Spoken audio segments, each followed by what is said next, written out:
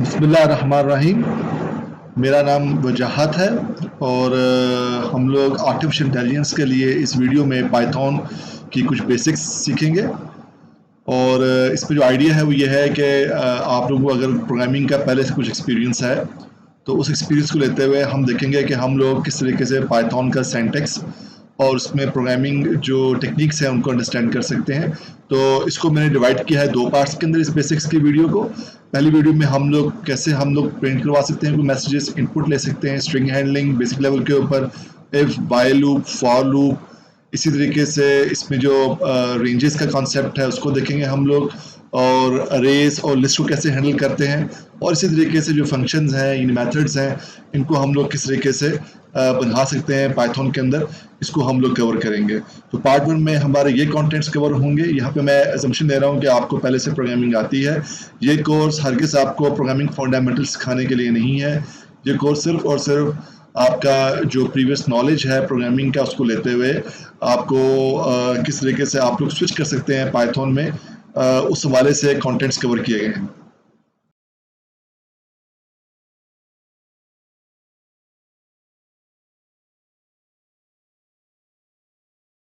जब हम लोग स्टार्ट करते हैं और पाइथन प्रोग्रामिंग आप किसी भी IDE के अंदर कर सकते हैं।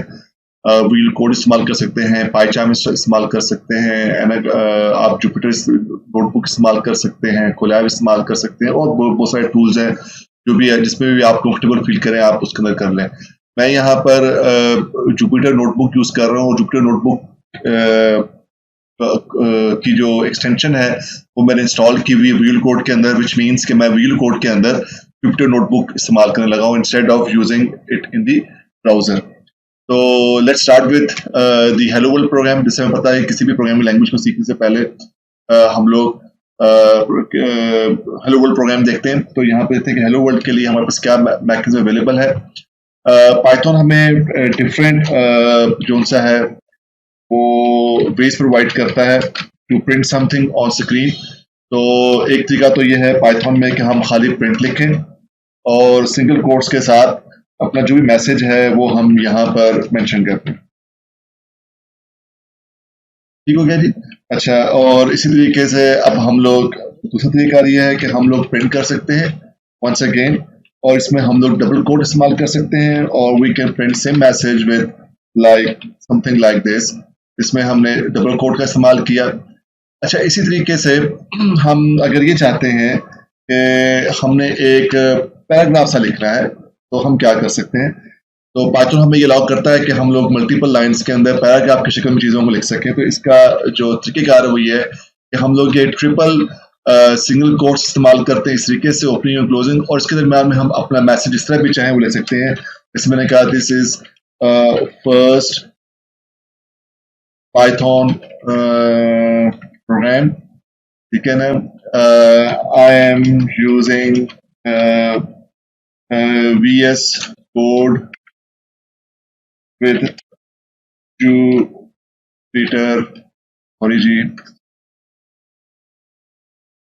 Jupyter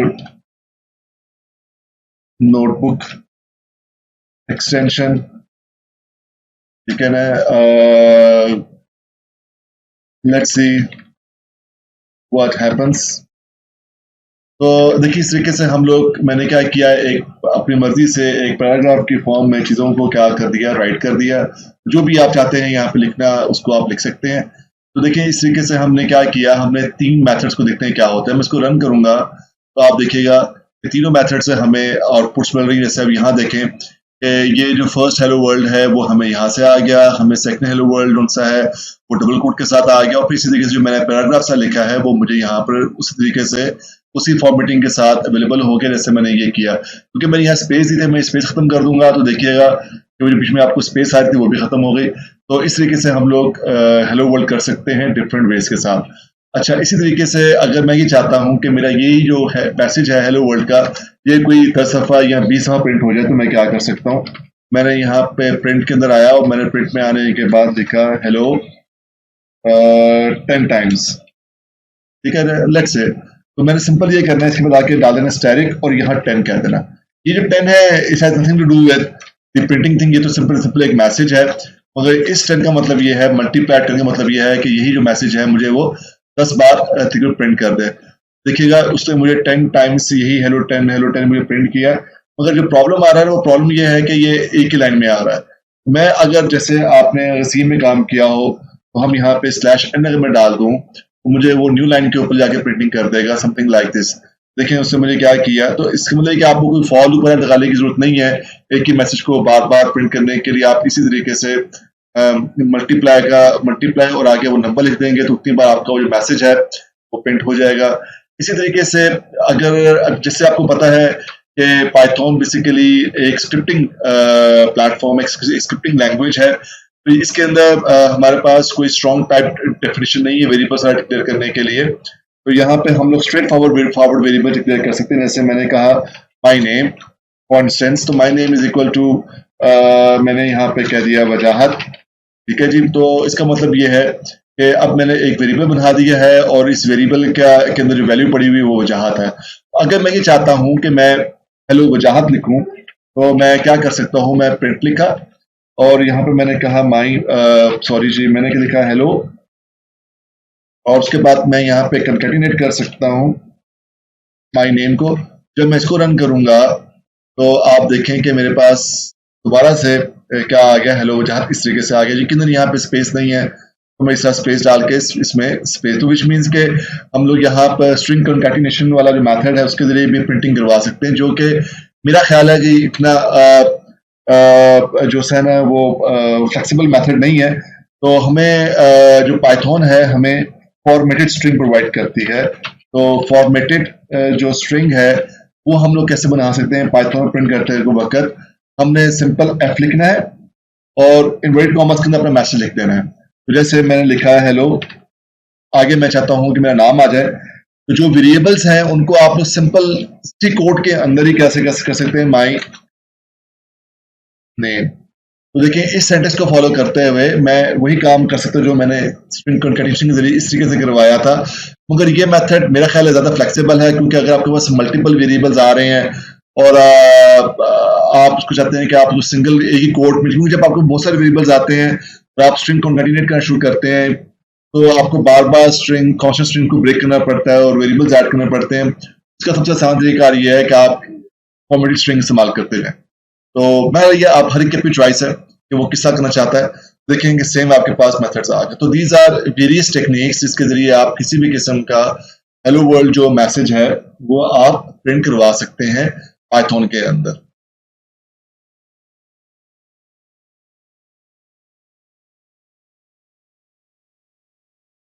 जब हम लोग अगला जो प्रोग्राम है वो लिखते हैं जिसमें हम यूजर से इनपुट लेते हैं। तो यूजर इनपुट के लिए अब हम एक अलग नेक्स्ट सैंपल कोड राइट करते हैं। तो यूजर से जैसे भी आपको मैंने पहले बताया है कि पाइथन स्क्रिप्टिंग है, तो लिहाजा इसके अंदर आपको कोई डायरेक्ट डाटा टाइप्स डिफाइन करने की जरूरत नहीं है किसी वेरिएबल की। आप सिंपल वेरिएबल डिक्लेयर करें, वेरिएबल का नाम लिखें और उसमें वैल्यू पास कर दें, ऑटोमेटिकली पाइथन उसके साथ जो टाइप है वो एसोसिएट कर देता है। जैसे अब मैं यहाँ पे इनपुट लूंगा यूजर से, उसका नाम क्या है, मैं name is equal to user से इनपुट लेने के लिए जो मेथड है उसका नाम भी इनपुट है। यहाँ पर मैंने एक सिंपल मैसेज पास कर दिया और कह दिया एंटर योर नेम। तो आई एम एक्सपेक्टिंग कि यूजर यहाँ पे मुझे अपना नाम बताएगा। इसी तरीके से मैंने उसको कहा जी कि आपका जो बर्थ ईयर है वो बता दो मुझे। तो इज इक्वल टू मैंने यहाँ पे इनपुट लिखा और मैंने यहाँ पे से कहा जी एंटर, चलिए यहाँ पे योर का आर मिसिंग था तो मैंने यहाँ पे इसका enter your year of birth. तो मैं एक्सपेक्ट करूँगा यहाँ पे यूजर जो सा है वो अपना जो ईयर ऑफ बर्थ है वो मेंशन करेगा मेरे लिए, और इस तरीके से मैं उसकी एज कैलकुलेट कर सकता हूँ और मैं ये कह सकता हूँ कि जो एज है वो इज इक्वल टू क्या है। अब मुझे पता है कि 2020 चल रहा है। अब देखें यहाँ पर मैं जब माइनस करूंगा उसका जो बर्थ है ईयर का, तो ये टेक्निकली मुझे एरर देगा। ये एरर क्यों देगा, क्योंकि जितनी भी आपके पास इनपुट मेथड्स हैं ये बेसिकली आपको रिटर्न करते हैं स्ट्रिंग। में वैल्यूज, तो यहाँ पे नेम भी एज अ स्ट्रिंग आ रहा है, यहाँ पे जो ईयर ऑफ बर्थ है देखें वो भी एज स्ट्रिंग आ रहा है। तो मैं इंटीजर को स्ट्रिंग के साथ सब्ट्रैक्ट नहीं करवा सकता। इसके लिए मैं क्या करूंगा, आपको मैं दिखा भी देता हूँ, ये एरर है बेसिकली।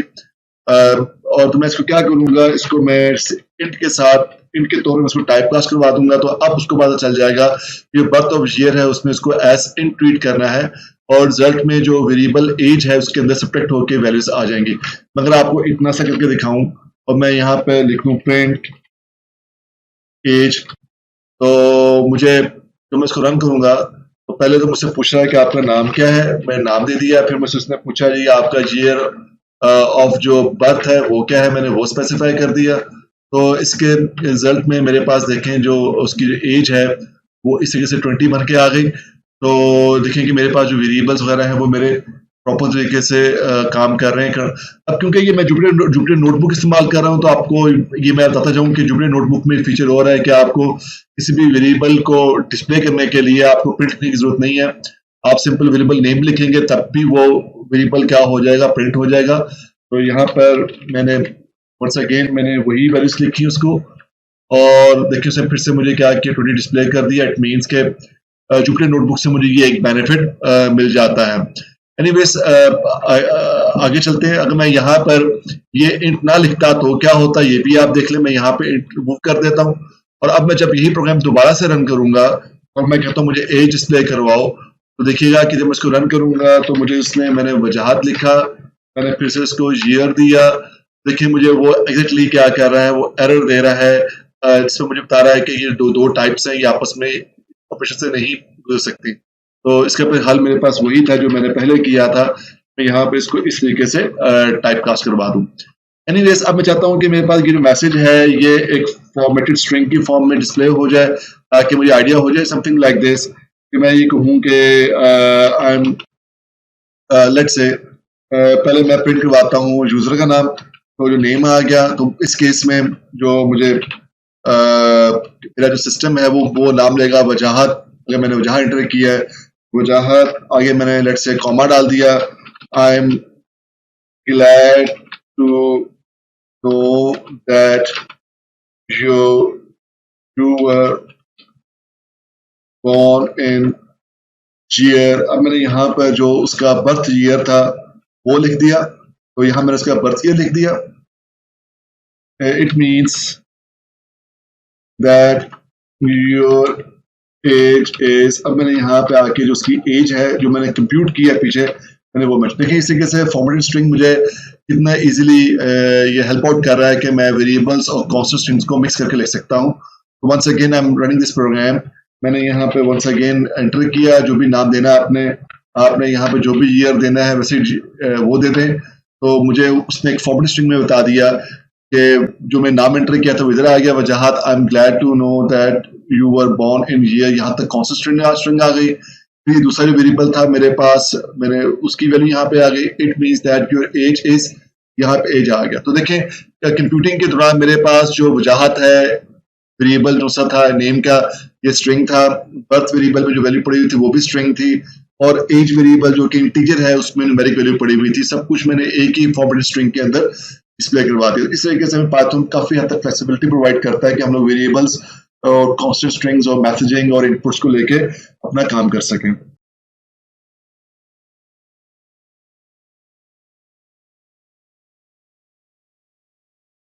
जो स्ट्रिंग्स होती हैं वो वैसे भी एरे ऑफ कैरेक्टर्स होती हैं। मैं यहाँ पर एक स्ट्रिंग लिखूँ, मैं यहाँ कहता हूँ this is an example program in Python for example, ठीक है जी। अब मैं ये कहता हूँ कि मुझे प्रिंट करना है, और मैं यहाँ पर खाली str कहूँगा तो मुझे पूरी स्ट्रिंग प्रिंट हो जाएगी जो मैंने टाइप की है ऊपर। जब मैं इसको यहाँ पर इस तरह मेंशन करूँगा कि स्ट्रिंग प्रिंट करो, उसका जो इंडेक्स 0 है, तो देखिए उससे मुझे क्या डिस्प्ले कर दिया, टी डिस्प्ले कर दिया, विच मीन्स के हमारे पास जो पहला कैरेक्टर है वो डिस्प्ले हो जाएगा। इसी तरीके से अगर मैं यहाँ पे उसे कहता हूँ प्रिंट करो 1 के ऊपर, मुझे वो जो आउटपुट देगा उसमें आई एम एक्सपेक्टिंग के एच भी आ जाएगा मेरे पास। तो 0 की वजह से टी आ रहा है, और एच की, तो ये जैसे हम ऑर्डिनरी किसी भी प्रोग्रामिंग लैंग्वेज में करते आ रहे हैं, ये वैसे ही हो रहा है। बट व्हाट इफ कि अगर मैं ये कहता हूँ कि प्रिंट करो लेट्स से -1 के ऊपर, अब मैंने इसको इंडेक्स नेगेटिव में दे दिया है, -1 में दे दिया, तो देखिए इस केस में क्या होगा। इस केस में वो डॉट दे रहा है, क्योंकि ये जो इंडेक्स है ये 0 था, तो जब 0 से पीछे जाऊँगा तो वो क्या बनेगा, ये वाला बनेगा। तो पाइथन के अंदर जो रिवर्स इंडेक्सिंग है ये भी काम करती है। रिवर्स इंडेक्सिंग देने से क्या होगा कि वो मेरे रिवर्स ऑर्डर में स्ट्रिंग को लेके आएगा, विच मीन्स कि अगर मैं यहाँ पर प्रिंट करवाता हूँ और मैं कहता हूँ -2, अब उसको मुझे क्या डिस्प्ले करना चाहिए, एंड डिस्प्ले करना चाहिए। तो देखिएगा कि वो मुझे अब उसने साथ में क्या किया, एंड में डिस्प्ले कर दिया। इसी तरीके से मैं यहाँ पे चाहूँ तो उसको एक रेंज भी दे सकता हूँ। लेट्स से मैंने ये कह दिया 0:3। इसका मतलब ये है कि जो पाइथन प्रोग्रामिंग लैंग्वेज है वो मुझे 0 से लेके 3 तक का जो इंडेक्स है उस पर पड़ी हुई वैल्यूज देगा, विच मीन्स कि 0 पे क्या था, t था, 1 पे क्या था मेरे पास, जो सा है आपके पास h है, और i आ गया। देखिए हमने इसको जो कहा उसके मुताबिक उसने हमें जो फर्स्ट 3 इंडेक्सेस हैं उनकी वैल्यूज डिस्प्ले करवा दी। अगर मैं यहाँ पे इसको लेट से कह देता हूँ कि मुझे क्या करो, लेट से 3 से लेके 5 तक के दिखाओ मुझे करो, तो जो भी मेरे पास, चलो इसको हम थोड़ा सा लंबा कर लेते हैं, 7 तक कर दो, तो मुझे वो क्या करेगा, इंडेक्स नंबर 3 से लेके 7 तक की जो 4 वैल्यूज हैं वो डिस्प्ले करेगा। तो देखें इंडेक्स 3 में मेरे पास क्या पड़ा हुआ था, ये आ गया, ऐसा आ गया, क्योंकि ये इंडेक्स 0 है, ये इंडेक्स 1 है, ये इंडेक्स 2 है, तो ये इंडेक्स क्या है, 3 है, ये इंडेक्स 4 हो गया, 5 हो गया, 6 हो गया। उसने मुझे 0 से लेके 3 से लेके 7 तक, यानी 1 - 1 तक उसने मुझे वो वैल्यूज क्या कर दी हैं, डिस्प्ले कर दी हैं।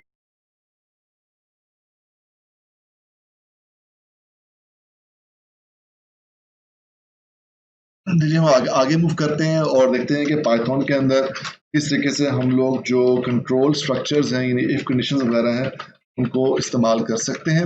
अगर आपने पहले काम किया हुआ है सी, जावा या किसी तरह की लैंग्वेज के अंदर, उसमें आपको पता याद होगा कि हम लोग उसमें इफ कंडीशन लगाते थे, इस तरीके से करके ब्रैकेट्स में अपने वेरिएबल्स देते थे और फिर इसी के स्कोप में जाके अपने डिफाइन करते थे। मगर पाइथन के अंदर ऐसा हमें करने की जरूरत नहीं है।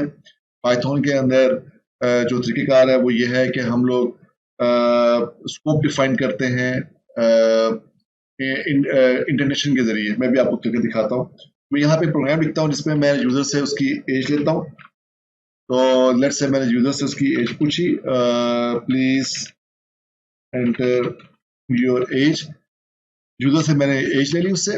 अब मैं ये यहाँ पे लगाऊंगा कंडीशन कि अगर तो यूजर की जो एज है वो, सॉरी जी, अगर तो यूजर की जो एज है वो मेरे पास क्या है, 18 से ज्यादा है या उसके बराबर है, तो क्या करे, तो यहाँ पर मैं ये कॉलन लगाऊंगा। तो जो कॉलन है ये बता रहा है, इसके बाद स्कोप आएगा इस इफ के पार्ट का। स्कोप जो सा है पाइथन के अंदर हम डिफाइन करते हैं, कर्ली ब्रैकेट्स के जरिए डिफाइन नहीं करते, हम इसमें किसी किसी टैब देते हैं, इंडेंट करते हैं, और जो भी इस लेवल के ऊपर टेक्स्ट आएगा, जो भी इस लेवल पर कोड आएगा, वो सारा का सारा कोड इसका पार्ट होगा। विच मींस जितनी चाहे मर्जी लाइंस ऐड करता जाऊं, वो सारा का सारा इस इफ कंडीशन का क्या होगा, पार्ट होगा। कोई भी चीज जो कि इस इंटेंट से पीछे ली जाएगी वो इसका पार्ट नहीं होगा। मैं भी आपको दिखाता हूँ डेमोन्स्ट्रेट करके। तो लेट्स से अगर उसकी एज लेट्स से क्या 18 से ज्यादा है, तो वो यूजर को वो क्या कहते हैं, प्लीज प्रेजेंट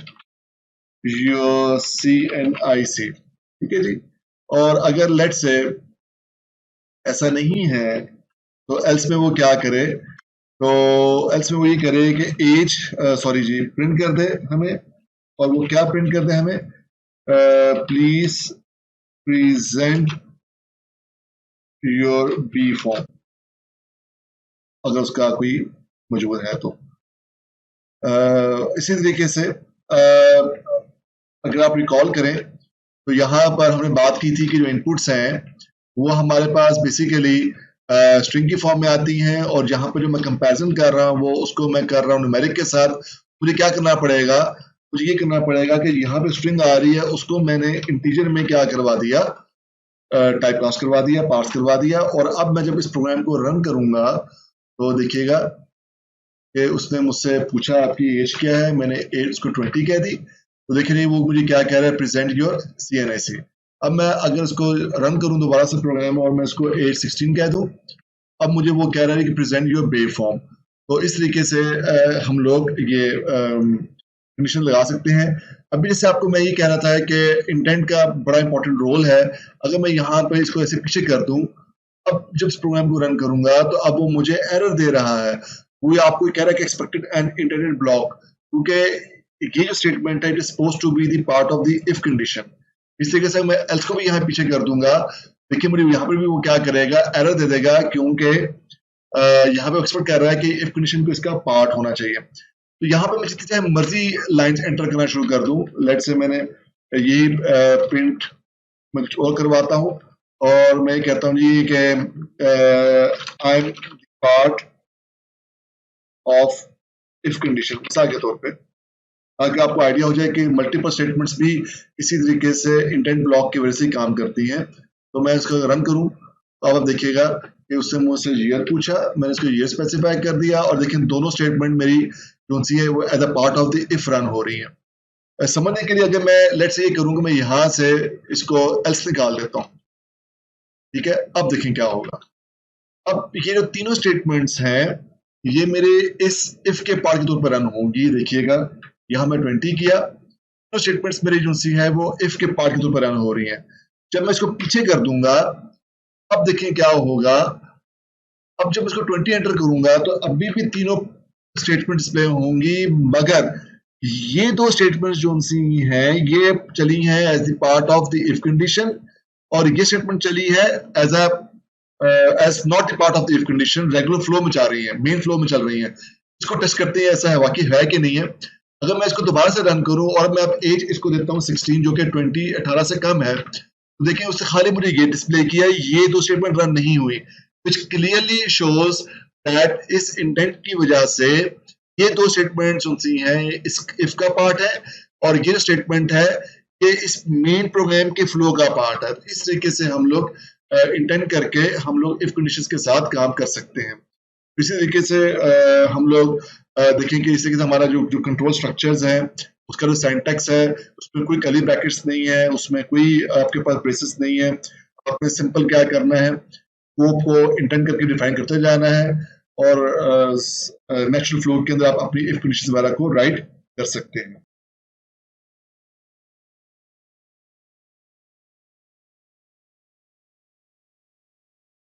अच्छा, यहाँ से आगे चलते हैं और बात करते हैं कि हम लोग पाइथन के अंदर लूप्स का कैसे इस्तेमाल कर सकते हैं। तो यहाँ मैं पहले वाइल लूप यूज करूंगा।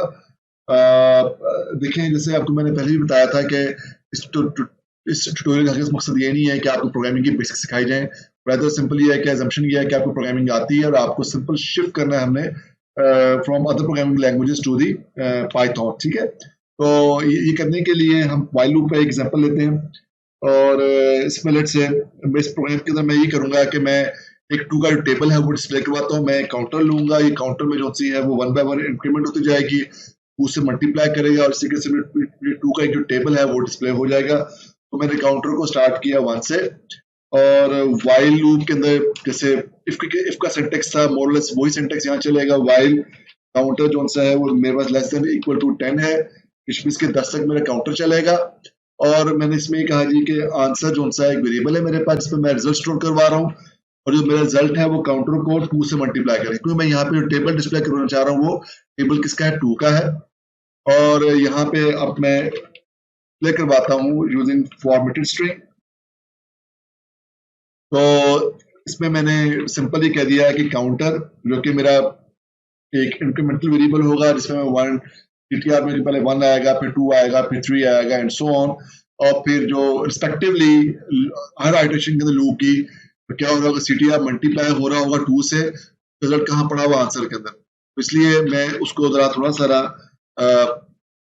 स्ट्रिंग के फॉर्म में डिस्प्ले करना चाह रहा हूँ। तो क्या होगा, जब काउंटर में 1 आएगा तो 1 मल्टीप्लाई बाय 2 इक्वल्स टू, जब काउंटर में 2 आएगा 2 इंटू 2, जब काउंटर में 3 आएगा तो इंटू 2 हो जाएगा। और जो रिजल्ट्स हैं वो मेरे पास इस लाइन में मल्टीप्लाई होके आ रहे हैं और उनको मैं आंसर की शक्ल में क्या करता जाऊंगा, डिस्प्ले करता जाऊंगा।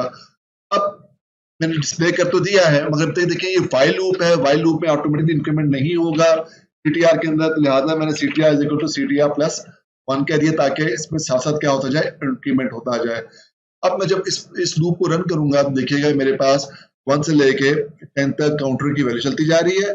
वो साथ इंटू 2 जो था ये मेरी फिक्स स्ट्रिंग आ गई, और जो आंसर है मुझे यहाँ से कंप्यूट होके आ रहा है, वो साथ में डिस्प्ले हो रहा है। इस तरीके से मैंने व्हाइल लूप मैं इस्तेमाल कर सकता हूँ। इसका सिंटेक्स वही है जो मोर लेस इफ कंडीशन के अगर आप कंपेरिजन करें उसके साथ, वैसे ही हम क्या कर रहे हैं, इंटेंट्स को इस्तेमाल करते जा रहे हैं and so fourth.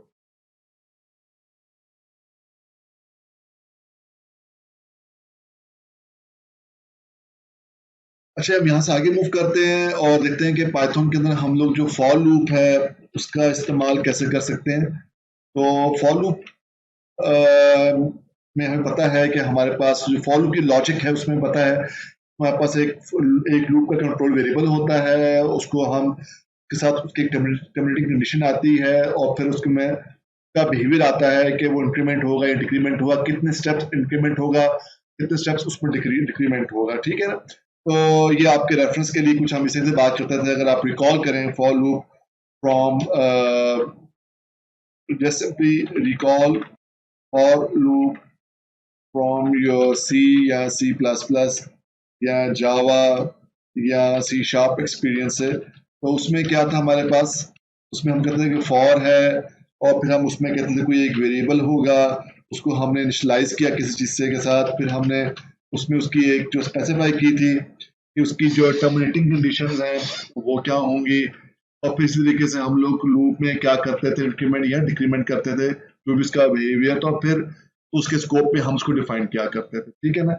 But now in Python हम क्या करेंगे, ठीक है, पाइथन के अंदर हम कहेंगे, हम लॉजिक स्टेप से ही होंगे मगर थोड़ा सा डिफरेंट है। हम कहेंगे फॉर हमारा कंट्रोल लूप का कंट्रोल वेरिएबल आ गया, हमने ले लिया आई इन। अब आई की जो वैल्यू है वो वेरी करेगी किसमें, रेंज के अंदर, इस रेंज में वेरी करेगी। यहां मैंने लेट्स से कह दिया 1,6, तो मैंने उसको स्पेसिफाई कर दिया है कि जो मेरे पास ये फॉर लूप है इसकी जो वैल्यू है वो बेसिकली किस स्पेक्ट्रम के अंदर है, बिटवीन 1 एंड 6, जो मैंने यहाँ पर रेंज स्पेसिफाई कर दी। तो देखिए जब इसको रन करूंगा तो अब देखिए क्या हो रहा है, स्टार्ट वो कर रहा है 1 से और उसने कहाँ तक जाना है, लेस देन 6 तक जाना है। तो देखिए 1 2 3 4 5 तरीके से बेसिकली ये जो स्टेटमेंट आप देख रहे हैं, ये जो स्टेटमेंट है मेरी, ये एक्चुअली क्या है, फॉर को मैंने स्टार्ट किया यहाँ से और यहाँ मैंने क्या कह दिया 6। तो बेसिकली ये जो आप कोड देख रहे हैं फॉर लूप वाला, this is equivalent to this one. इसमें हमने स्टार्ट किया 1 से और हम आई में इंक्रीमेंट करते जा रहे हैं और कहाँ तक जा रहे हैं, 6 तक जा रहे हैं। इसी तरीके से बाकी चीज वही है कि स्कोप स्टार्ट हुआ और स्कोप के अंदर के जो स्टेटमेंट्स हैं उनको हमने इस टैब को प्रेस करके इंटेंट करके हमने वो डिफाइन करना शुरू कर दिया। इसी तरीके से I can do a lot more of these things. मिसाल के तौर पे मैं किसी कोड को कॉपी करूं और मैं एक और कोड लिखता हूं फॉर लूप के लिए और मैं अब इस पे खाली ये डिफाइन कर देता हूं। अब क्या होगा, अब मैंने स्टार्टिंग पॉइंट तो नहीं दिया इसको, अब देखें तो उसने मुझे स्टार्ट कहाँ से किया, उसने 0 से स्टार्ट कर दिया। अच्छा, इसी तरीके से मेरे पास अगर एक स्ट्रिंग है, असल में ना जो फॉर लूप है ना वो सिर्फ फॉर ईच वाला काम कर रही है। जैसे आपको अगर आप रिकॉल करें हमारे पास फॉर ईच की लूप भी होती है। तो अब देखिए हम वही काम पाइथन में भी कर सकते हैं। मिसाल मैं यहाँ पे कहता हूँ मेरे पास एक स्ट्रिंग है और मैं कहता हूँ this is a Python programme, ये एक स्ट्रिंग है मेरे पास, ठीक है जी। और मैं ये कहता हूँ कि अब मैं इसमें कहता हूँ for ch character in str। अब वो क्या करता जाए, प्रिंट करता जाए किसको, ch को। अब देखिए वो मेरे लिए क्या करेगा, वो बारी बारी मेरे पास इस लूप में जाएगा। अब उसके लिए एक कलेक्शन है। तो बेसिकली पाइथन जो सा है वो हमें बहुत फ्लेक्सिबिलिटी प्रोवाइड कर रहा है। इस तरीके से देखें कि फॉर लूप के अंदर कि हम लोग अपनी लिस्ट, अपनी अरेज, अपनी स्ट्रिंग्स को भी फॉर इसकी तरह इस्तेमाल कर सकते हैं। और हमारा जो ऑर्डिनरी लूप का स्ट्रक्चर था जिसमें हम लोग वेरिएबल्स, न्यूमेरिक वेरिएबल्स के अंदर इंक्रीमेंट डिक्रीमेंट करके हम काम करना चाह रहे थे, हम यहाँ पे वो वाला काम भी इस तरीके से डिफाइन कर सकते हैं।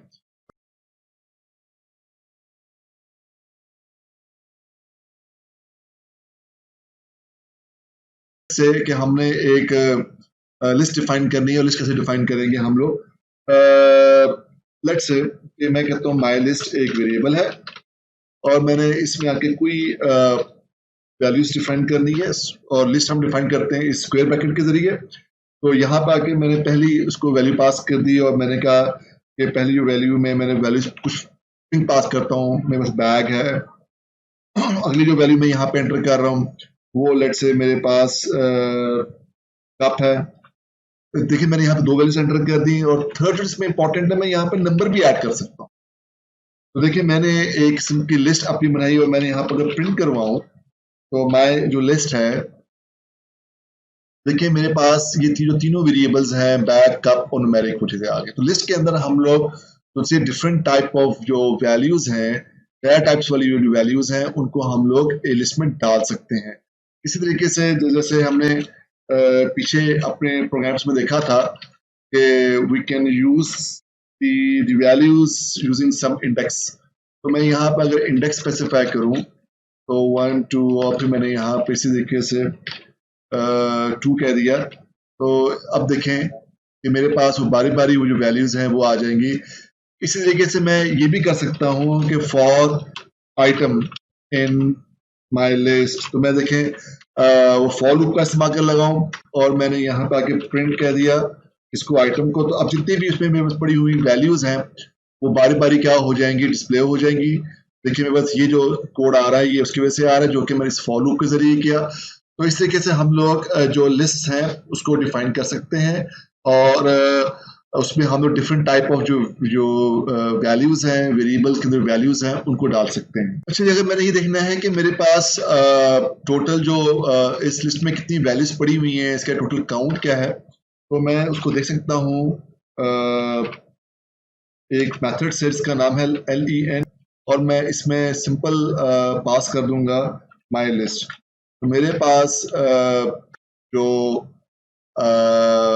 माई लिस्ट के अंदर जो टोटल नंबर ऑफ मेंबर्स हैं उनकी जो तादाद है वो मेरे पास काउंट के वेरिएबल में आ जाएगी। मैं यहाँ पर सिंपली प्रिंट करवा सकता हूँ किसको, काउंट को। तो चले मैं इसको फॉर्मेटेड स्ट्रिंग इस्तेमाल कर लेता हूँ वंस अगेन। तो और मैं यहाँ पे आके इसे कहता हूँ जी कि टोटल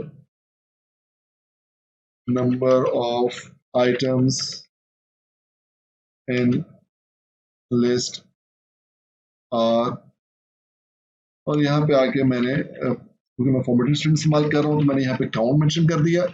अब जब मैं इसको रन करूंगा तो इसे मैंने बता दिया कि total number of items in list are 3। इसी तरीके से मैं अपनी जो लिस्ट है मैं 2D लिस्ट में बना सकता हूँ, जो कि आप समझ सकते हैं कि एक किस्म के 2D अरे काम करती है वैसे है, बट लेट्स सी कि ये 2D लिस्ट में क्या हो सकता है। तो मैंने यहाँ पे एक और ले लिया मेरी माई 2D, लेट्स से मैंने कह दिया लिस्ट है जी।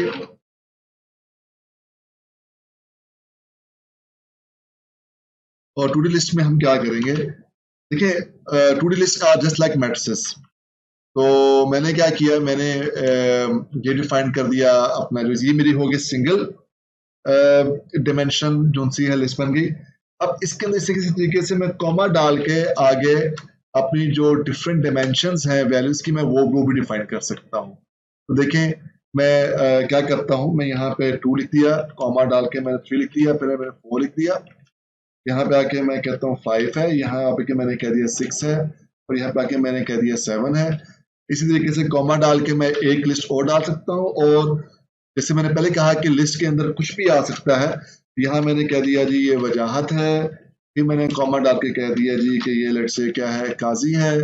यहाँ मैंने अपने हिसाब से लिस्ट डिफाइन कर रहा हूँ। इसलिए मैं यहाँ भी ये काम कर सकता हूँ कि इसके अंदर मैंने बेसिकली कुछ और डाल दिया, जैसे यहाँ मैंने पाकिस्तान लिख दिया। तो देखें कि मेरे पास एक लिस्ट के अंदर लिस्ट ऑफ लिस्ट बन गई है। इसके अंदर जो पहली जो फर्स्ट डायमेंशन है इसके अंदर मेरे पास 3 लिस्ट आ रही, 1 2 एंड 3। तो और फिर जो फर्स्ट लिस्ट आ रही है इसके अंदर टोटल 3 एलिमेंट्स हैं, दूसरी लिस्ट के अंदर टोटल 4 एलिमेंट्स हैं जिसमें 3 न्यूमेरिक हैं, एक स्ट्रिंग है, और थर्ड जो लिस्ट है मेरी मेन लिस्ट के अंदर उसमें 2 एलिमेंट्स हैं। अब मैं अगर यहाँ पर आके ये कहता हूँ कि आप सिंपल क्या कर दें, प्रिंट कर दें, किस चीज को प्रिंट कर दें, कि मेरी जो ये जो है 2 डायमेंशनल लिस्ट है इसको प्रिंट कर दें, तो देखें क्या होता है। उसमें मेरे पास जो वैल्यूज हैं मेरी इस लिस्ट के अंदर वो डिस्प्ले करवा दी है। तो देखिए पहली लिस्ट आ रही है मेरे पास जिसमें 2 3 4 है। दूसरी लिस्ट में मेरे पास 5 5 7 है। सॉरी मैंने 6 कहा था, चलिए 5 लिख दिया गया, खैर कोई बात नहीं। और तीसरी तरीके से मेरे पास वजाहत काजी जो है वो थर्ड लिस्ट में आ रहा है। अब जैसे मैंने पीछे इंडेक्स के जरिए प्ले किया था, मैं यहाँ पे यही काम कर सकता हूँ कि अगर मैं यहाँ पे कहता हूँ for first for let's say inner list in my to-D list, और क्या डिस्प्ले करते जाओ मेरे लिए, प्रिंट करते जाओ इसको इनर लिस्ट को, तो आप देखिएगा कि मुझे वो 3 लिस्ट डिस्प्ले करेगा। देखिएगा क्योंकि ये पहले तो इसने जो डिस्प्ले की है वो इसकी वजह से है। और जब ये लूप चल रही है तो इसने क्या कि इनर लिस्ट में गया, इसकी लिस्ट में कि माई 2D के अंदर गया और पहली इनर लिस्ट उठाई जो कि क्या 1 2 3 2 3 4 है, ठीक है जी। फिर ये लूप में रहा, अभी भी 2 आइटम्स पड़े हुए लिस्ट के अंदर, जाएगा इसमें जाके दूसरी लिस्ट उठाई इसने, और वो मेरे पास क्या है, ये आ गई। और फिर इस तरीके उसने मेरे लिए क्या कर दिया, थर्ड लिस्ट उठा ली। इस तरीके से हम लिस्ट बाय लिस्ट मूव करते जा रहे हैं। इसका मतलब ये है कि मैं अपनी लिस्ट को, मैं इसको कमेंट कर रहा हूँ, आप इसको बाद में अनकमेंट करके देख सकते हैं। इसका मतलब ये है कि मैं प्रिंट करके ये कह सकता हूँ इसको कि माई जो 2D लिस्ट है इसका जो इंडेक्स 0 है में जो लिस्ट पड़ी है, जो कि इस केस में कौन सी लिस्ट है मेरे पास, सी की वाली लिस्ट है। तो मैंने कहा ये मैट्रिक्स पे तौर पे काम कर रहा है, और इसका मैंने यह 1 स्पेसिफाई कर दिया। तो 1 का मतलब ये है कि मेरी इस इंडेक्स 0 वाली लिस्ट के अंदर जो लिस्ट बनी पड़ी, यानी मेरी जो 0 इंडेक्स वाली लिस्ट है वो कौन सी है, 2 3 4 है। इस लिस्ट के आगे फर्दर जो इंडेक्स है कौन सा, 1, वो कौन सा होगा, ये 0 है, और ये क्या हो जाएगा, 1 हो जाएगा। जैसे आप पहले भी इससे काम किए होंगे किसी प्रोग्रामिंग लैंग्वेज के अंदर, तो देखिए उसने हमने 3 डिस्प्ले किया, जो ये कहाँ पड़ा हुआ है, यहाँ पड़ा हुआ है। इसी तरीके से मैं यहाँ पर चाहूं तो मैं ये भी कर सकता हूँ कि मैं यहाँ पे 1 कह दूं और मैं यहाँ पे इसको ये कह दूं।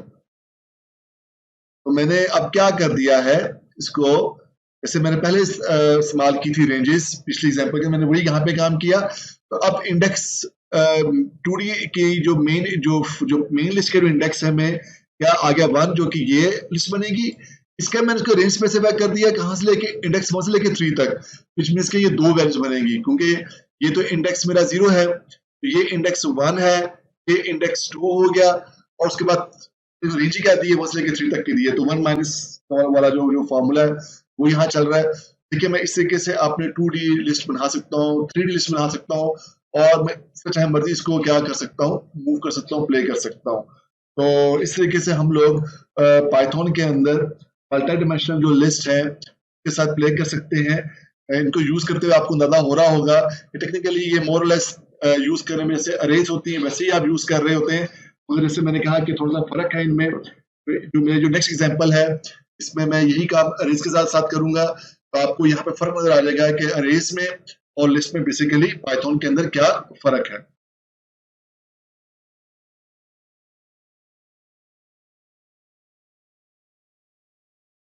चलिए हम लोग यहाँ से आगे मूव करते हैं, और जैसे मैंने कहा था हम अरे की बात करेंगे। असल में पाइथन के अंदर जो अरे है ना वो एक डेटा स्ट्रक्चर है। अच्छा, अभी तक देखिए हमने कहीं पर जैसे सी में आपने कभी काम किया हो तो सी में आपको पता है कि हम हेडर फाइल्स इंक्लूड करवाते हैं। जावा के अंदर और सी शार्प के अंदर हम लोग नेम स्पेसेस जो लाइब्रेरीज वगैरह है वो रेफरेंस करवाते हैं, और फिर हम उनको यूज करते हैं या इंक्लूड करवाते हैं डिपेंडिंग ऑन कि आप कौन सी प्रोग्रामिंग लैंग्वेज इस्तेमाल कर रहे हैं। हर प्रोग्रामिंग लैंग्वेज को ना कोई आपको तरीका प्रोवाइड करती है टू इम्पोर्ट और to use some other libraries जो कि उसके साथ आती हैं या थर्ड पार्टी होती है। इसी तरीके से पाइथन के अंदर भी हम लोग लाइब्रेरीज वगैरह इंपोर्ट करवाते हैं। तो क्योंकि अब हम डाटा स्ट्रक्चर की बात कर रहे हैं, जैसे मैंने कहा यहाँ पे अरे जो सी है वो डाटा स्ट्रक्चर है, तो हम क्या करेंगे, हम यहाँ पे इंपोर्ट करवाएंगे। तो पाइथन में जब हम रेफरेंस करते हैं किसी लाइब्रेरी वगैरह को तो हम इंपोर्ट कहते हैं, और जिसको हमने यहाँ पे इंपोर्ट करवाना है वो बेसिकली हमारे पास अरे है। अच्छा, अब देखें कि ये जो अरे हम जब इंपोर्ट करवाने जा रहे हैं तो पाइथन के अंदर एक चीज़ और भी इंटरेस्टिंग है, वो ये है कि हम लोग हर इंपोर्टेड लाइब्रेरी को, जो भी हमने लाइब्रेरी इंपोर्ट करवाई है, उसको हम लोग किसी एक निक नेम से भी रिप्रेजेंट कर सकते हैं। जैसे मैंने कहा एज, और मेरे को शॉर्ट में कह दिया ARR। तो जब भी ARR लिखूंगा तो पाइथन को पता चल जाएगा कि मैं अरे की बात कर, ये आप ये लाजमी नहीं करें। ये पाइथन आपको एक फैसिलिटी प्रोवाइड करता है कि आप एज लिखने के बाद उस वेरिएबल को एक दूसरा नाम भी असाइन कर सकते हैं। जैसे मैंने यहाँ पर ये जो अरे है, इसको मैं दूसरा नाम असाइन कर दिया ARR। तो आप देखते नहीं कि मैं यहाँ कहता हूँ मैंने माई अरे बनानी है, क्योंकि अभी डाटा स्ट्रक्चर है। तो मैंने कहा जी माई अरे इज इक्वल टू ARR, नाम है लाइब्रेरी का, और इसके अंदर बेसिकली क्या है, अरे डाटा टाइप है मेरी जो डाटा स्ट्रक्चर है।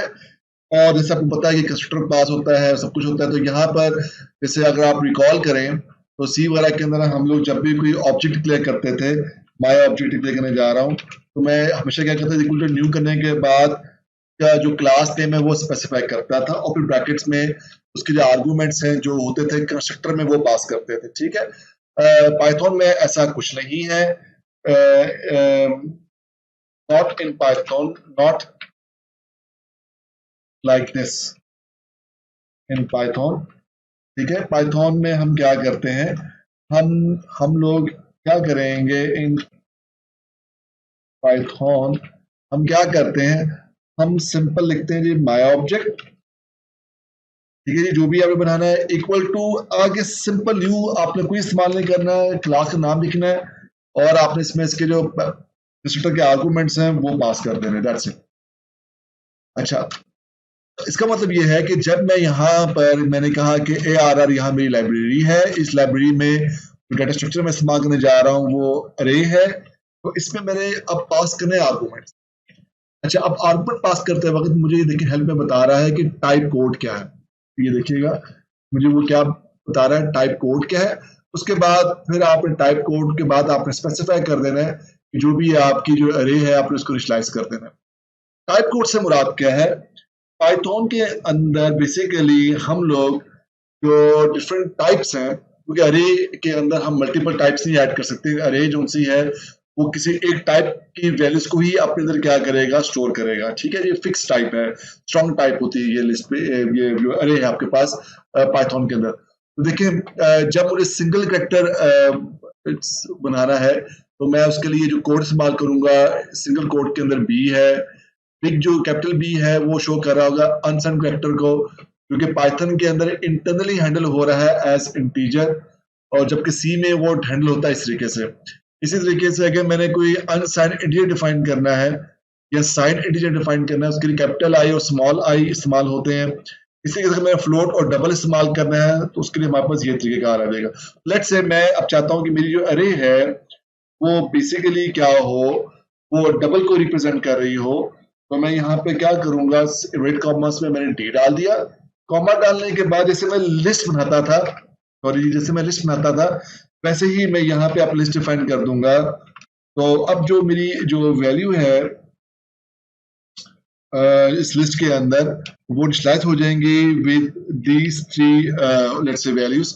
मैंने अपनी जो अरे बनाई है उस अरे के अंदर मैंने बेसिकली एक डबल टाइप की वैल्यू स्टोर करवाई है, और जो वो वैल्यूज है मेरे पास 1.2 है, 3.4567 है, और 65.3 है, एंड सो ऑन। तो अब मैं इसको लेट से इस्तेमाल करता हूँ, इसको यूज करता हूँ। लेट से जो भी आपका पर्पस था यहाँ मैं प्रिंट करवाता हूँ माय अरे। ठीक है जी, तो देखिए मेरे पास अब क्या होगा, चलेगा, और उसने मुझे अरे की जो भी डेफिनेशन है वो मुझे प्रोवाइड कर दी है, वो ये है। क्योंकि इसी तरीके से मैं अगर यहाँ पे आके इसको इंडेक्स स्पेसिफाई कर दूं जैसे मैं पहले करता आ रहा हूँ, तो अब देखिए मुझे वो शो करेगा 1.2। अगर मैं इसी तरीके से यहाँ पे आके इसका इंडेक्स देता हूँ, लेट से 2 देता हूँ, तो अब वो जो मुझे वैल्यू शो करेगा वो 65.3 है। इसी तरीके से अब मैं अगर यहाँ पे आके इसको इंडेक्स देता हूँ -1, तो जैसे हम पहले भी करते आ रहे हैं, तो उसने मुझे 60 क्योंकि ये इंडेक्स 0 है, तो पीछे रिवर्स ऑर्डर में अब ये इंडेक्स क्या बन जाएगा, -1 बन जाएगा, और ये क्या बनेगा, -2। विच मीन्स कि अब मैं अगर इसको यहाँ -2 दूं तो मुझे वो क्या शो करेगा। देखें मोरलेस जो इस्तेमाल करने का जो जो तरीका वो वही है जो कि हम लोग लिस्ट में देखते आ रहे थे, बट फर्क क्या पड़ गया है कि ये स्ट्रॉन्ग टाइप है। इसका मतलब ये है कि अगर मैं यहाँ पे आके इसको चेंज करके ये कर दूं, अब मैं अपना प्रोग्राम रन करूंगा तो मुझे इसने क्या करना है, एरर दे देना है। क्योंकि ये एरर इसलिए आया है क्योंकि जैसे मैंने आपको स्पेसिफाई कर दिया कि अरेज के अंदर लिस्ट में ऐसा कोई मसला नहीं, लिस्ट में आप जो मर्जी डालें वो एक्सेप्ट कर लेगा। तो जब अरे इस्तेमाल कर रहे हैं data as a data structure के तौर पे, तो वो आपको फिर इस तरीके से करने नहीं देगा। तो इसी तरीके से हम इसके ऊपर अब देखिए फिक्स हो जाएगा एरर दोबारा से। इसी तरीके से मैं यहाँ पर जो लेंथ का फंक्शन है मैं वो भी इस्तेमाल कर सकता हूँ। तो मैं यहाँ पर ये कह सकता हूँ कि काउंट लिया इक्वल्स टू मैंने कह दिया लेंथ, और लेंथ किसकी ले रहा हूँ मैं, अपने माई अरे की लेना चाहता हूँ। तो अब मैं जब इसको प्रिंट करवाऊंगा तो मैं कहता हूँ जी कि मैं फॉर्मेटेड स्ट्रिंग्स ही प्रेफर करता हूँ इस्तेमाल करने में। तो मैंने यहाँ पे कह दिया जी नंबर ऑफ आइटम्स इन अरे और यहाँ पे आके मैंने फॉर्मेटेड स्ट्रिंग के अंदर स्पेसिफाई कर दिया जो मेरा काउंट है। जब मैं इसको रन करूंगा तो आप देखिएगा कि मुझे उसे बता दिया number of items in my अरे आर 3 है। इसी तरीके से विच मीन्स कि मैं यहाँ पे वही जो फॉर लूप वाला तरीका मैं वो भी इस्तेमाल कर सकता हूँ। फॉर आइटम्स इन माय अरे, जितने भी मेरे पास एलिमेंट्स हैं अरे के, वो मेरे पास बारी बारी इस तरीके से क्या हो जाएंगे, डिस्प्ले हो जाएंगे। चलिए इसको थोड़ा सा जरा नेचुरल कर लेते हैं, तो क्योंकि 1 बाय 1 आइटम उठा रहे हैं हम लोग। तो अब देखिए सॉरी मैं यहाँ पे कॉलम लिस्ट कर गया। अब देखिए उससे मुझे क्या कर दिया, 1.23 से बारी बारी मुझे वैल्यू डिस्प्ले करवाती। तो इस तरीके से हम लोग अरेज के साथ वर्क कर सकते हैं इन पाइथन। तो मगर यहाँ पे जो अरेज हैं वो basically as a data structure के तौर पे इंपोर्ट होती है, और फिर आप अकॉर्डिंगली इस तरीके से आप लोग you can play around with और you can work around with your arrays.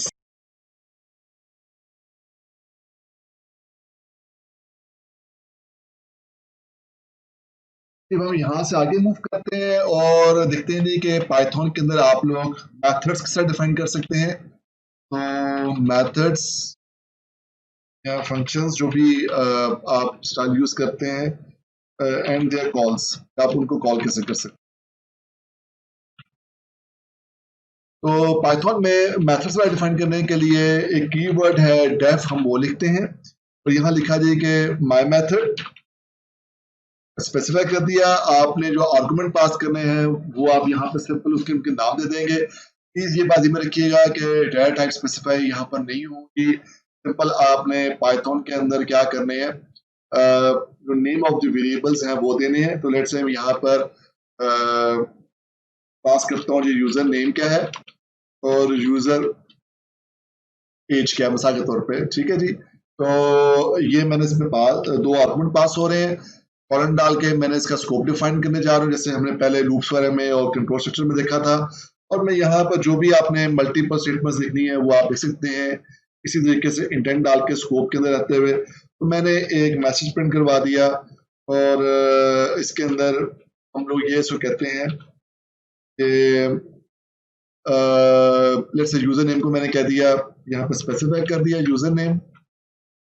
आपको आइडिया हो जाएगा किस तरीके से आर्गुमेंट पास होकर उसमें आ चुके हैं। तो यूजर नेम लेट्स से वजाहत है, यूजर नेम कॉमा डाल के मैंने कह दिया योर एज इज, आगे आके मैंने यहाँ पे स्पेसिफाई कर दिया यूजर की जो एज है। तो जो भी आपने काम कराना मल्टीपल स्टेटमेंट्स आपके मेथड के अंदर आप यहाँ पे ऐड कर सकते हैं। मैं फिर रिपीट कर रहा हूँ कि ये ट्यूटोरियल बेसिक प्रोग्रामिंग सिखाने के लिए नहीं है, it's just to give the idea कि आपकी जो प्रोग्रामिंग स्किल्स हैं जो किसी और लैंग्वेज में उनको आप लोग कैसे वो ट्रांसफॉर्म कर सकते हैं पाइथन के अंदर, ठीक है। मेरे पास मेरा जो मेथड है वो बन गया, ठीक है जी। अब मेथड मैं बना चुका हूँ, अब मैंने इसको कॉल करना है। तो पाइथन के अंदर मेथड को कॉल करने का जो तरीका है वो वही है, जैसे मैंने यहाँ माय मेथड लिखा तो मैंने यहाँ ब्रैकेट पास किया।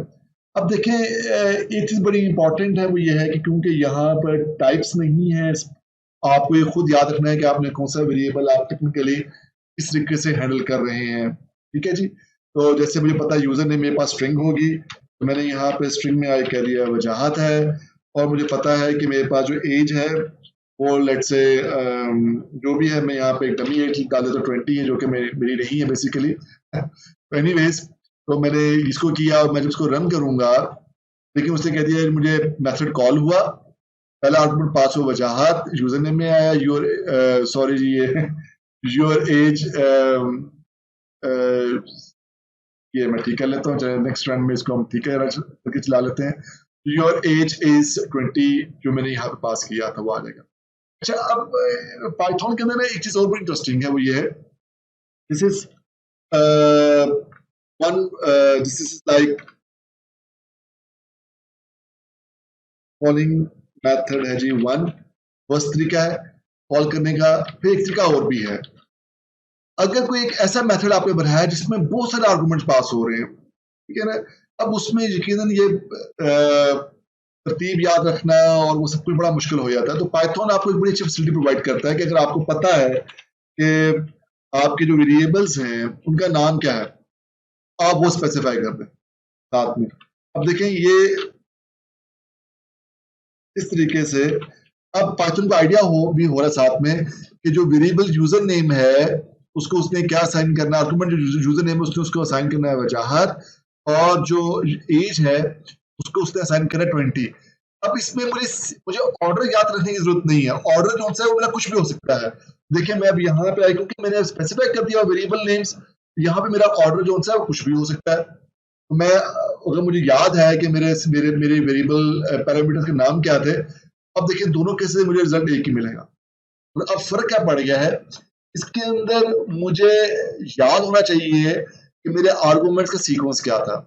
इस केस में सिर्फ मुझे क्या करना है, आर्गुमेंट्स के नाम देते जाना है और वैल्यूज के नाम देते जाना है बस। इस केस में कॉल करते वक्त मुझे कोई सीक्वेंस याद रखने की जरूरत नहीं है। इसी तरीके से मैं ये भी कर सकता हूं कि मैं इनको इस तरीके से मल्टीपल डिफॉल्ट वैल्यूज में दे सकता हूं। यहाँ पर लेट से इसको मैंने डिफॉल्ट वैल्यू दे दिया अली, और यहाँ पे आके इसको मैंने डिफॉल्ट वैल्यू दे दिया लेट से क्या है 20। तो अब मैं जब फिर से कॉल करता हूँ माय मेथड और मैं इसमें कोई आर्गुमेंट पास नहीं करता हूँ, तो थर्ड लाइन के एग्जीक्यूशन की वजह से मुझे वो क्या शो करेगा, अली और साथ में जो भी एज है। तो फर्क डालने के लिए मैं यहाँ पर इसको 25 कर देता हूँ ताकि वो हो जाए। इसका मतलब ये है कि पाइथन के अंदर मैं ये भी कर सकता हूँ कि लेट्स से, सॉरी जी, कि मैं यहाँ पर खाली, मैं चाहता हूँ मैं खाली इसको यूजर की एज दूं और जो डिफॉल्ट नेम है वो अली ही रहे। तो मैंने एज लिखा और मैंने यहाँ पे एज कह दिया, उसको 40 कह दिया। अब देखें, अब यहाँ पर इस लाइन की वजह से ये होगा कि डिफॉल्ट नेम अली इस्तेमाल हो रहा होगा और एज क्या आएगी 40। तो ये देखिए, तो पाइथन हमें मेथड्स डिफाइन करते वक्त काफी हद तक जो है बड़ी अच्छी फ्लेक्सिबिलिटी प्रोवाइड करता है। ये चीज बड़ी यूजफुल है जब आपके पास अगर एक मेथड है, आप एक लाइब्रेरी इस्तेमाल कर रहे हैं, उसमें जो मेथड है उसके अंदर कुछ 7-8 पैरामीटर्स पास हो रहे हैं और उनमें से बहुत सारे पैरामीटर्स की कुछ डिफॉल्ट वैल्यूज हैं, and you want to call the method with in such a way कि उसमें से कुछ वेरिएबल्स की आपने डिफॉल्ट वैल्यू इस्तेमाल करनी है और कुछ वेरिएबल्स को आपने, कुछ उसके जो पैरामीटर वाले वेरिएबल्स को आपने खुद से वैल्यूज असाइन करनी है, और आपको सीक्वेंस भी जो से याद नहीं है, तो इसके कि आपको सिर्फ ये याद है कि उनके नाम क्या है। This is a very very good approach क्योंकि पाइथन आपको अप्लाई करता है, बड़ी अच्छी फ्लेक्सिबिलिटी है, आपकी प्रोग्रामिंग जो लाइफ है वो काफी हद तक इजी हो जाती है। तो इस तरीके से हम लोग जो मेथड्स हैं वो डिफाइन कर सकते हैं, और इसी तरीके से हम लोग चाहें तो मेथड से हम लोग कोई ना कोई वैल्यूज भी रिटर्न करवा सकते हैं। जैसे मैंने यहाँ पर आके 19 रिटर्न करवा दिया, तो आप देखें मैं अगर यहाँ पे आके मेथड कॉल करता हूँ और मैं इसे कहता हूँ प्रिंट कर दो माय मेथड, चाहे आप आर्गुमेंट पास करें ना करें पास, वो अब आपको पता ही है। अब मैं जब इसको करूंगा देखिए उससे मुझे क्या रिटर्न करवा दिया 19। अच्छा, पाइथन में चीज बड़ी और इंटरेस्टिंग है, वो ये है कि पाइथन के अंदर मैं एक से ज्यादा जो वैल्यूज हैं ऐसे करके मैं ये भी रिटर्न करवा सकता हूं। अब देखें अब क्या होगा, चलिए मैं नाम यहाँ बदल देता हूँ, इसको मैंने बिलाल कर देता हूँ, ठीक है। अब देखें अब क्या होगा कि मेरे पास आर्गुमेंट के अंदर जब मैं इसको रन करूंगा तो अब मुझे वो क्या दे रहा है, 19 दे रहा है और बिलाल, दोनों दो चीजें। तो मैंने यहाँ पर क्या किया, एक ए रिटर्न करवा दिया। अब इसका फायदा मुझे क्या हो सकता है? इसका फायदा मुझे बड़ा इंटरेस्टिंग है। मैं ये कर सकता हूँ कि मैंने एक वेरिएबल डिफाइन किया, इसी तरीके से x, y किया और इक्वल टू मैंने कह दिया माय मेथड। वही वंस अगेन आर्गुमेंट पास करें ना पास करें, नहीं पास करेंगे तो डिफॉल्ट वैल्यूज आ जाएंगी, पास करेंगे तो जो आपने वैल्यू दी होगी उसके मुताबिक चलेगा आपका प्रोग्राम। अब मैं जब इसको रन करूंगा इस मेथड को, और फिर मैं इसके बाद कहता हूं कि प्रिंट कर दो फॉर्मेटेड स्ट्रिंग के अंदर आके मेरे लिए आप लेट से मैं कहता हूं कि value return by my method,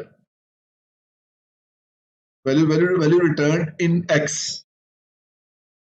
ठीक है, in variable x by my method is, और मैंने यहाँ पे x डिस्प्ले करवा दिया, ठीक है जी।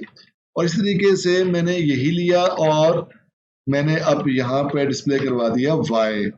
अब देखिएगा कि मुझे जो दोनों वेरिएबल्स में x में आई एम एक्सपेक्टिंग के मेरे पास 19 आ रहा होगा और y में मेरे पास बिलाल आ रहा होगा। इस तरीके से मैं चाहूँ मर्जी इस तरीके से वैल्यूज जो है वो रिटर्न करवा सकता हूँ। अब देखेंगे it's a very flexible way in Python to define methods and to define to call methods and to return more than one values from the your Python methods, और फिर आप उनको इसी तरीके से डिफरेंट वेरिएबल के अंदर आप उनको कलेक्ट करके इस्तेमाल भी कर सकते हैं।